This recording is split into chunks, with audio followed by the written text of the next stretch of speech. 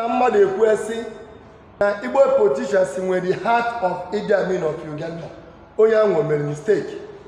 Onye ahụ emere mistake. Ngwa watch aka ibu ka esi eme politics na Nigeria. Ndị Hausa na ụfa mere politics mesịa.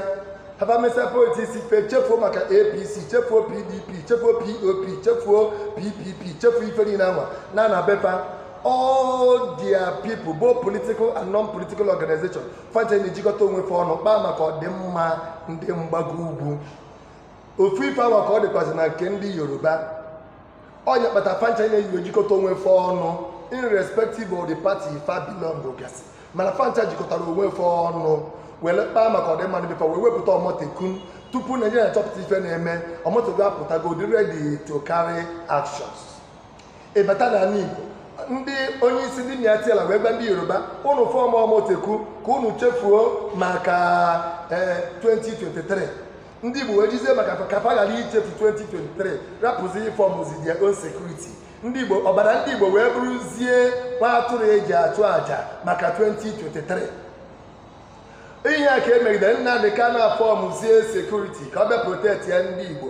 Ndị Igbo ejezie ndị gọvanọs anyị ejezie kpọtazie ndị amị ka abịa deal with them.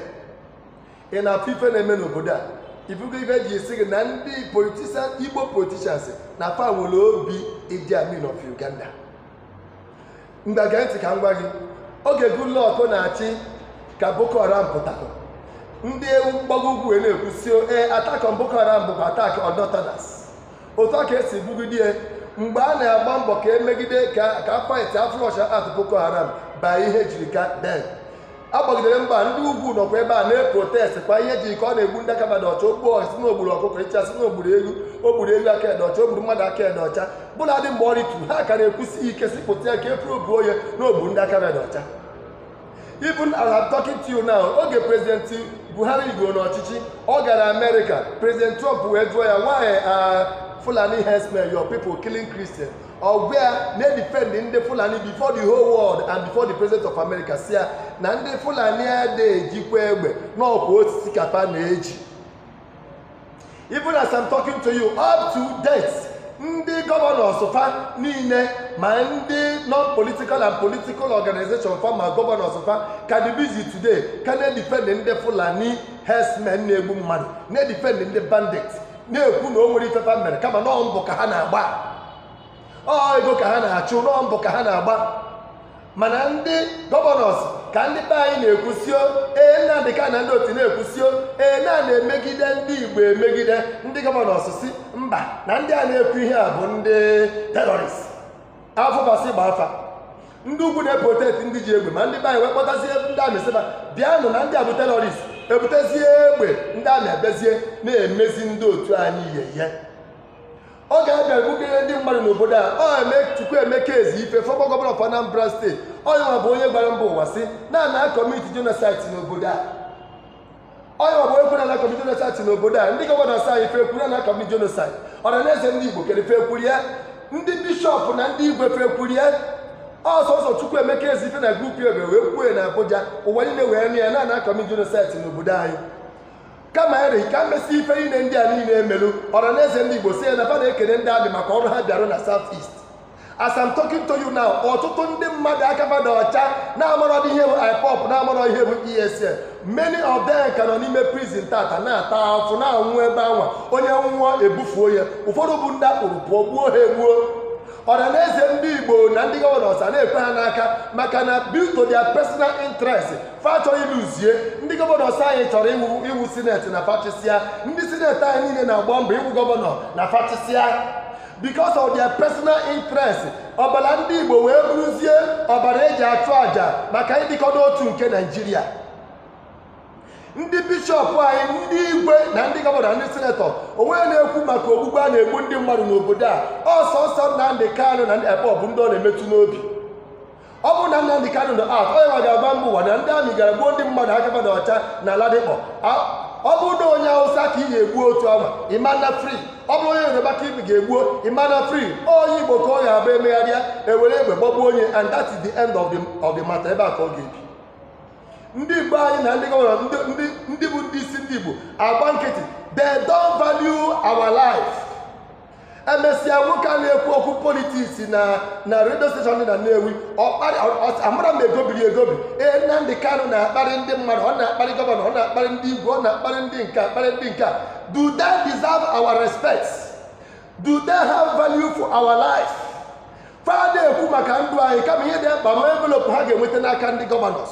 Ndị gọvanọs na onwefa na-atageti pozishọn ha ga-enweta n'aka ndị Fulani. Oh yeah, but they don't value our life. And you want Nnamdi Kanu to respect them. You want us to, why should we respect food? Because do they value our life? They don't value our life. Before the whole world, life only has value. One day, Chebuo na Ebonyi State, Governor Ebonyi State, abia bamba na uo. One day, Chinu na Ebonyi man na Enugu State, nke Governor Enugu State, aputaba akwa na uo. No arrest, no prosecution. Kama na bombo ka bombo ndị Hausa bombo debe meeting. Ndị Hausa debe meeting kere ka ga-esi jide Nnamdi Kanu, ndị Igbo debe meeting kere ka ga-esi jide Nnamdi Kanu. Akpagide ebu nkata ọrụ ha ngịga. Ndị Hausa na-enwe aṅụrị kịta na-enwude gị. Ndị Igbo sorukwu na-enwe aṅụrị na-enwude gị. Mana fa na-enwe aṅụrị na-ada enwude ndị na-egbu ndị Fulani na-achị efi egbu ndị mmadụ aghara aghara. Ifugoro onye Igbo na-enwe aṅụrị na-enwudere Nnamdi Kanu, ifugoro ịhapụ onye a ụdịrị conscience o nwere, ụdịrị mmadụ a ga-edi na nne ya. Odo ya na onye Igbo na-enwe aṅụrị na-enwudego Nnamdi Kanu maka na iwe onye pati ka mgbaga eziokwu ihe edi na nne gị. Onye ọbụla ịfụrụ na-ekwu dị okwu a onye Igbo na-enwe aṅụrị si ọ na-enwe aṅụrị maka enwurego Nnamdi Kanu kịta very soon na ha ya ha egbu ya kịta na okwu Biafra nago nwata na onye ha ga-edi na nne ya arụsọ onye ahụ. Onye na-ekwu maka ọdịmma anyị kama na iprifelu na papa gị nọ na Abuja na-akwado ndị Fulani a na-egbu ndị mmadụ na onye nwa bụ onye na-eme ọfụma. Gee ntị ka m gwa gị ibe na-ekwu ụbụdatị na mkpụrụ onye kụrụ ka o ya kọrọ. Bible kwuru sio, when I say unto the wicked man, you shall surely die, I do not want him to turn away from his iniquity. He shall die his sin, and his blood I will require at your hand. This message na-agara ndị bishọp anyị, ndị okenye nọ n'ụlọ ma ewu amụọ n'ọbụ. Ihe na-achọ ime ka unu mata abụ ka unu chegharịa. Ọkwa chọọchị ka a na-egbu. The church are being killed and our bishop has remained quiet. The Igbos are being killed.